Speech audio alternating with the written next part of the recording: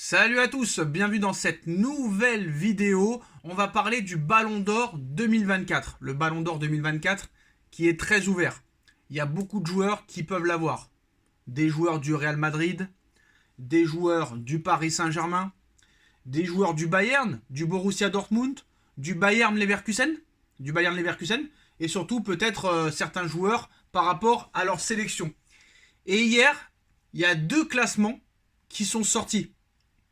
Un classement par le journal Goal, le média Goal, qui a sorti une liste de 10 joueurs, et un autre média qui a aussi sorti une liste de 5 joueurs candidats et prétendants au Ballon d'Or 2024. Alors déjà, dites-moi en commentaire, au 20 avril 2024, il reste la Ligue des Champions, les championnats européens, les coupes de tous les championnats. Mais il ne faut pas oublier aussi qu'il y aura l'Euro cette année, la Copa América, les JO, et ça peut peser énormément dans la balance.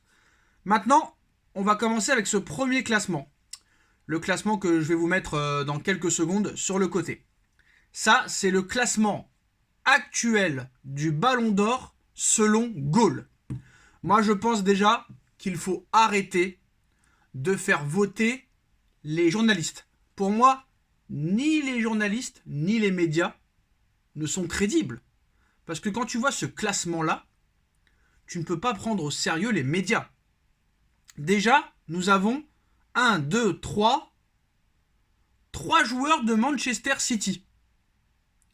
Nous avons Rodri à la 5e place. Nous avons Erling Haaland à la 4e place et nous avons Foden à la 2e place. Déjà, qu'est-ce que font ces joueurs-là dans le top 5 ? Manchester City a été éliminé de la Ligue des Champions. Foden est un très bon joueur, mais il n'a pas non plus été exceptionnel cette saison. Erling Haaland a été fantomatique, transparent, inexistant, invisible. Qu'est-ce qu'il fait à la 4e place ? Saka. Qu'est-ce qu'a fait Saka cette saison ? En quoi Saka mérite le top 10 ? Arsenal éliminé de la Ligue des Champions. Arsenal éliminé de la Coupe d'Angleterre. Arsenal éliminé de la Coupe de la Ligue anglaise. Et Arsenal a perdu beaucoup de points. Quelques points par rapport à la Première Ligue. Saka n'a rien à faire là. Parce que là, je parle du classement avril 2024. Donc déjà, Vinicius 7e. Vinicius 7e, c'est un scandale. Je ne sais pas ce qu'ils ont avec Vinicius, que ce soit les racistes dans les stades espagnols ou que ce soit les journalistes, mais Vinicius, comment ça se fait que Vinicius soit derrière Foden, soit derrière Rodri, soit derrière Haaland ? Vinicius est en tête de la Liga espagnole avec le Real Madrid. Vinicius est en demi-finale de Ligue des Champions, contrairement à ces mecs-là qui n'y sont pas. Ils n'y sont pas en demi-finale de Ligue des Champions. Donc Vinicius, déjà, il devrait être devant Rodri, devant Haaland et devant Foden. Alors Bellingham premier, je veux bien. Mais Mbappé doit être 2e, pas 3e. Pourquoi Foden est devant Mbappé ? Mbappé, c'est 41 matchs, 40 buts. Vainqueur du trophée des champions. Il va gagner le championnat de France. Il y a de grandes chances qu'il gagne la Coupe de France et il est en demi-finale de Ligue des Champions. Foden n'est plus en Ligue des Champions. Il n'a rien à faire là. Non seulement il n'est plus en Ligue des Champions, mais au niveau des stats, c'est beaucoup moins bien que Monsieur Mbappé. Haaland n'a rien à faire là, même pas dans le top 10. Rodri, bon, je veux bien qu'il soit dans le top 10, mais pas 5e. Pas 5e. Même Kane, même Harry Kane mérite une meilleure place que Haaland, Foden ou Rodri. Wirtz à la 9e place. Griezmann, je l'aime bien. Griezmann, très bon joueur. Mais en quoi Griezmann mérite d'être 8e ? L'Atlético Madrid est très loin du titre, désormais mort pour le titre. En Coupe d'Espagne, ils sont pas là. Éliminés de la Ligue des Champions. Griezmann n'a rien à faire là. Et Wirtz qui est invaincu depuis 44 matchs avec le Bayer Leverkusen. Le Bayer Leverkusen, champion d'Allemagne. Invaincu, toute compétition confondue. en partance pour gagner l'Europa League, la Coupe d'Allemagne. Peut-être qu'il sera l'un des favoris pour gagner l'Euro avec l'Allemagne chez lui. On le met 9e. Et on met Griezmann devant, éliminé de la Ligue des Champions. Plus aucune chance d'aller en Coupe... plus aucune chance de gagner le titre en Liga. On te met Rodri devant Wirtz, éliminé de la Ligue des Champions. On met Haaland devant Wirtz. Ce classement n'a ni queue ni tête. Ce classement n'a aucun sens. Bellingham doit être premier, Mbappé doit être deuxième, Vinicius doit être troisième. Rodrigo, il est où? Où est Rodrigo dans ce classement? En quoi Rodrigo ne mérite pas plus que Haaland? En quoi Haaland mérite plus que Rodrigo? En quoi Foden mérite plus que Rodrigo? En quoi Rodri mérite plus que Rodrigo? En quoi Griezmann mérite plus que Rodrigo?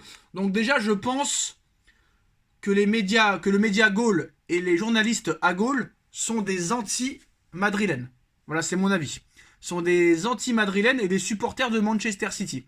Donc voilà, Bellingham doit être premier, Mbappé doit être deuxième, Vinicius doit être troisième, Rodrigo doit être quatrième, Wirtz doit être cinquième. Ça, c'est un vrai classement. Un classement de connaisseurs. Mais ce classement-là est pourri. Et là, le meilleur pour la fin, le deuxième classement d'un autre média. Je vous le mets ici même. Alors là, c'est incroyable. Alors les deux premiers, encore, je veux bien. Les deux premiers, ça va. Mais après, les trois autres, c'est n'importe quoi. Bellingham premier, pourquoi pas. Mbappé deuxième, pourquoi pas. Harry Kane, non. Harry Kane, d'accord, il peut gagner encore la Ligue des Champions, l'Euro. Mais à l'heure où on parle, avril 2024, il ne mérite pas d'être dans le top 5.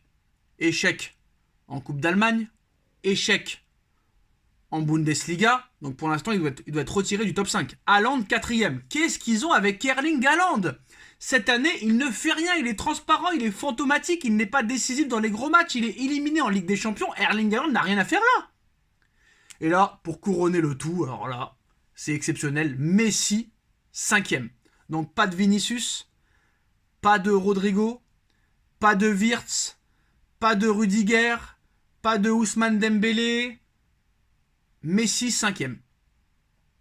Qui joue en MLS, qui a disparu de la circulation. La MLS équivalent de la 4e ou 5e division française. On met Messi, cinquième. Donc je pense que là, à un moment donné, il va falloir très clairement repenser au vote du Ballon d'Or. Pour moi, ni les médias, ni les joueurs sont crédibles. Et pourquoi pas faire voter les supporters ou des gens neutres. Parce que là, c'est des classements complètement pourris, qui n'ont ni queue ni tête, qui n'ont aucun sens. On a l'impression que tu en as un qui vote que pour les joueurs de City, l'autre qui vote que pour des joueurs peut-être du Bayern ou du Real. Mais là, apparemment, c'est vraiment n'importe quoi. Ça n'a ni queue ni tête, ça n'a aucun sens. Les deux classements n'ont aucun sens. Voilà. Mais en tout cas, apparemment, Bellingham fait l'unanimité. Mais le reste du classement, c'est complètement n'importe quoi. Maintenant, on verra l'avenir. Il reste les championnats européens. Il reste la Ligue des Champions, l'Europa League, l'Euro, les JO. On verra bien ce qui se passe. On aura le temps d'en parler. Dites-moi en commentaire ce que vous pensez de ces deux classements. Quel est votre classement top 3? On va dire top 3 ou top 5 à l'heure où on parle, avril 2024. Pour vous, qui est en tête à l'heure actuelle ou votre top 5 à l'heure actuelle? On like, on partage, on commente, on s'abonne. On se retrouve très vite pour une nouvelle vidéo. Tchuss.